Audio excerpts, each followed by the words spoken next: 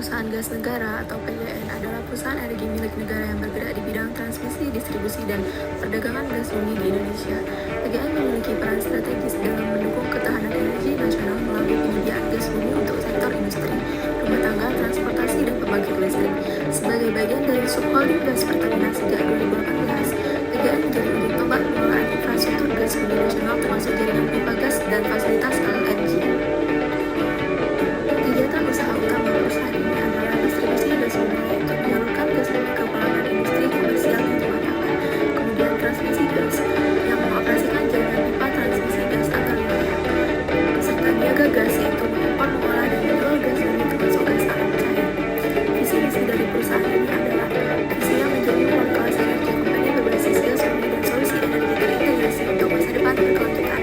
Misinya adalah penyediaan energi bersih berbasis gas bumi dengan andal dan efisien, serta mengembangkan infrastruktur dan teknologi energi terintegrasi. Perusahaan gas negara berperan penting dalam mengurangi ketergantungan terhadap bahan bakar minyak dengan menyediakan alternatif energi yang lebih ramah lingkungan dan ekonomis. Melalui jaringan pipa gas yang lebih dari 10.000 km, PGN mendukung pertumbuhan industri nasional dan transisi menuju energi bersih di Indonesia.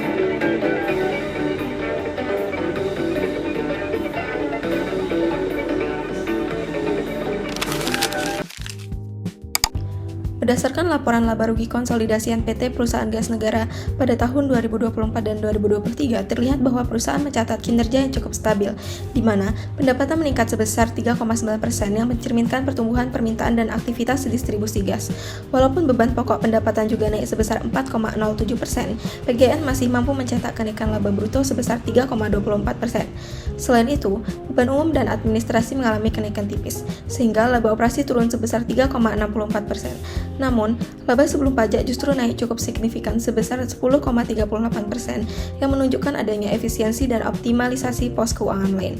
Hal ini turut mendorong kenaikan laba bersih tahun berjalan sebesar 16,74%. EBITDA mengalami sedikit penurunan sebesar 0,82%, tetapi masih berada pada level yang stabil. Secara keseluruhan, kinerja PGN pada tahun 2024 menunjukkan peningkatan profitabilitas meskipun ada tekanan biaya operasional. Hal ini menegaskan bahwa kemampuan perusahaan menjaga stabilitas bisnis di sektor gas bumi.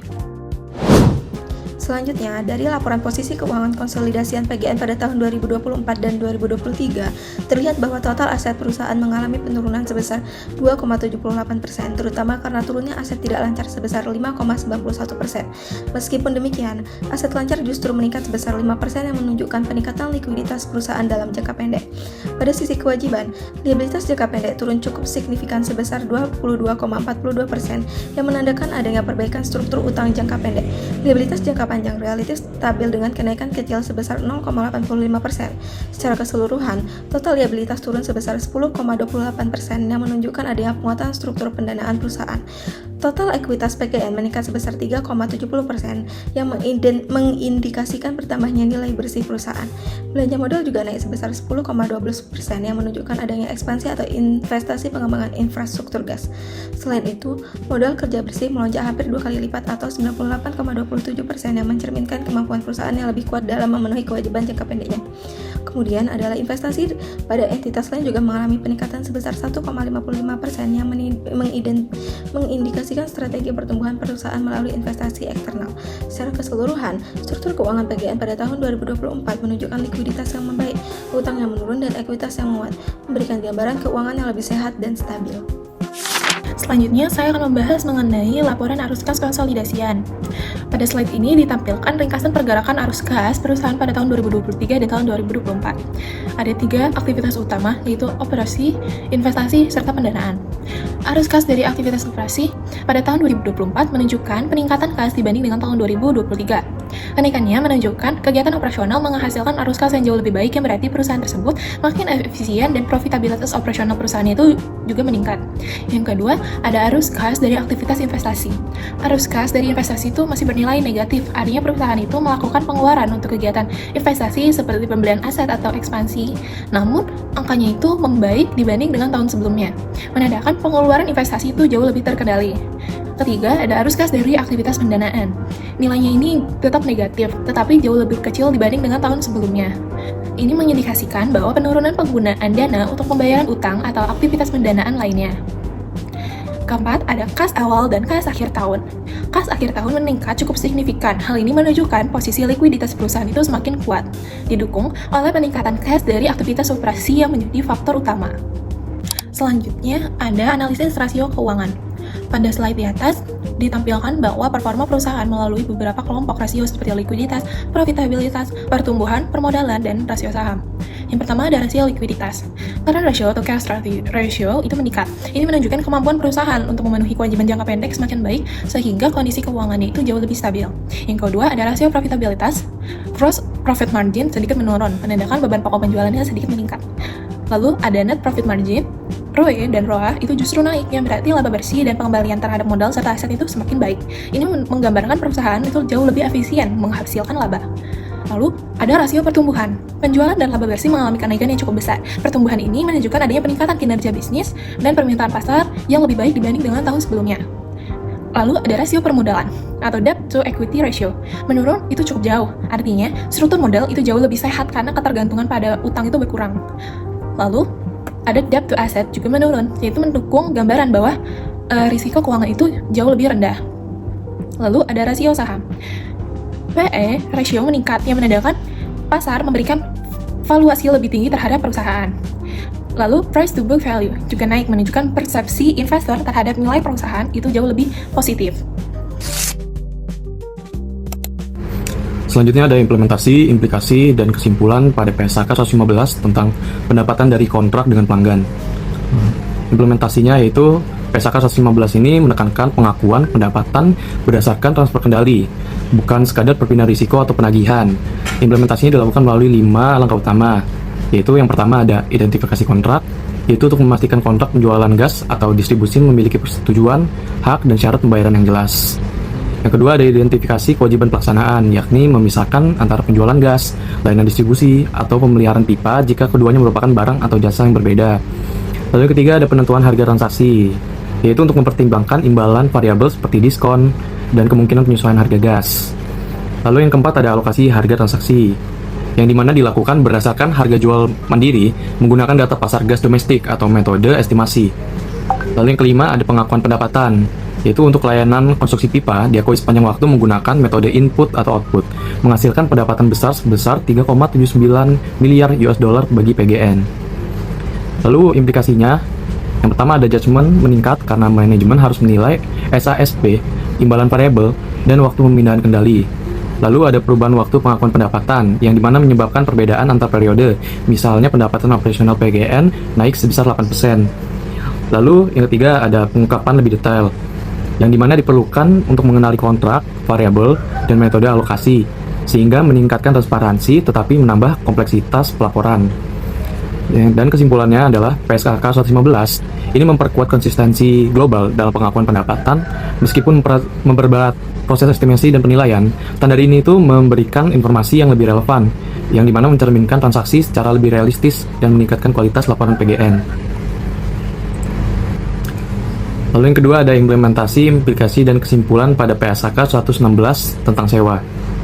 Implementasinya yaitu PSAK 116 menghapus pembagian antara sewa operasi dan sewa pembiayaan untuk penyewa.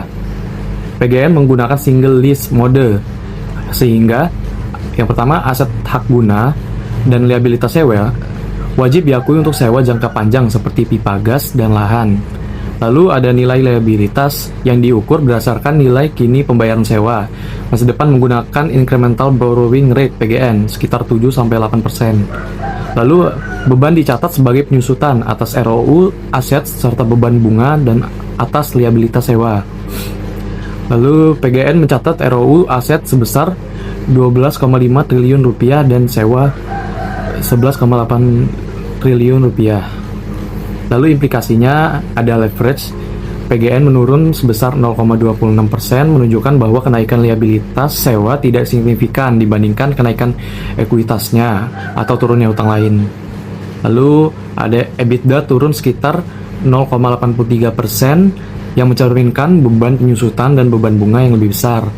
Lalu ada arus kas yang berubah akibat klasifikasi ulang seperti pokok sewa masuk aktivitas pendanaan, mempengaruhi interpretasi arus kas proyek infrastruktur besar.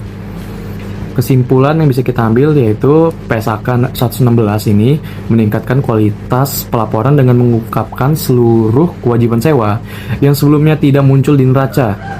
Dampaknya memberikan gambaran lebih realistis tentang beban sewa dan sumber daya ekonomi yang dikendalikan oleh PGN. Implementasi, implikasi, dan kesimpulan PSAK 219 tentang imbalan kerja. PSAK 219 ini membahas pengakuan dan pengukuran imbalan kerja. Pada perusahaan gas negara terdapat dua jenis program imbalan kerja. Yang pertama, program iuran pasti, di mana biaya diakui sebesar iuran yang dibiayarkan pada program periode berjalan. Yang kedua yaitu program manfaat pasti, yang kewajibannya dihitung menggunakan Project Unit Credit Method oleh aktuaris independen. Nah, komponen biasanya meliputi biaya jasa, biaya bunga neto, dan remeasurement yang masuk ke OCI. Nah, PGN tercatat memiliki liabilitas imbalan kerja sebesar 19,7 juta US dollar. Nah, untuk implikasinya pada PSAK 219 ini, penerapan PSAK 219 menimbulkan beberapa implikasi penting. Yang pertama yaitu perubahan asumsi seperti tingkat bunga, mortalitas, dan kenaikan gaji dapat berdampak signifikan pada kewajiban perusahaan. Yang kedua, remeasurement menyebabkan OCI menjadi fluktuatif, sehingga ekuitas bisa berubah meskipun laba tidak terpengaruh. Dan yang ketiga yaitu liabilitas jangka panjang meningkat sehingga terdampak pada analisis solvabilitas dan kesehatan keuangan PGN. Nah, kesimpulan dari PSAK 219 secara keseluruhan yaitu PSAK 219 ini memastikan kewajiban imbalan kerja disajikan secara lebih tepat dan komprehensif dengan memisahkan remeasurement ke OCI. Laporan laba rugi PGN tetap stabil dan lebih mencerminkan biaya operasional sebenarnya. Implementasi, implikasi, dan kesimpulan PSAK 226 tentang laporan dana pensiun. Implementasi PSAK 226. PSAK 226 ini berfokus pada pelaporan dana pensiun, bukan perusahaan induk. Laporan yang disajikan meliputi aset neto yang tersedia untuk manfaat, perubahan aset neto, nilai kini kewajiban pensiun. Nah, aset perusahaan diukur pada nilai wajar di mana PGN memiliki aset program sebesar 6.416 juta US dollar. Selain itu, wajib digunakan ringkasan program, metode pendanaan, dan kebijakan investasi. Nah, implikasi PSAK 226 ini, transparansi bagi peserta lebih tinggi karena laporan menyajikan gambaran lengkap mengenai kondisi dana pensiun, dan solvabilitas menjadi lebih mudah dianalisis karena informasi nilai wajar aset dan kewajiban tersedia dengan jelas.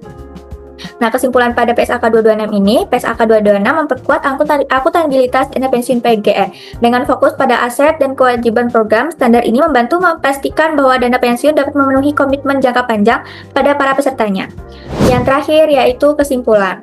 Kesimpulan umum mengenai PSAK 115, 116, 219, dan 226. Nah, penerapan ke seluruh standar ini menunjukkan bahwa PGN telah konsisten mengikuti standar akuntansi berbasis IFRS. Nah, PSAK 115 ini meningkatkan akurasi pengakuan pendapatan. PSAK 116 membuat penyajian aset sewa dan liabilitas lebih realistis. PSAK 219 menghadirkan pengukuran imbalan kerja yang lebih tepat. PSAK 226 meningkatkan akuntabilitas dana pensiun. Nah, secara keseluruhan, keempat standar ini meningkatkan transparansi, akuntabilitas, dan daya banding laporan keuangan PGN sehingga memperkuat tata kelola dan kepercayaan pengguna laporan keuangan. Sekian materi dari saya. Terima kasih.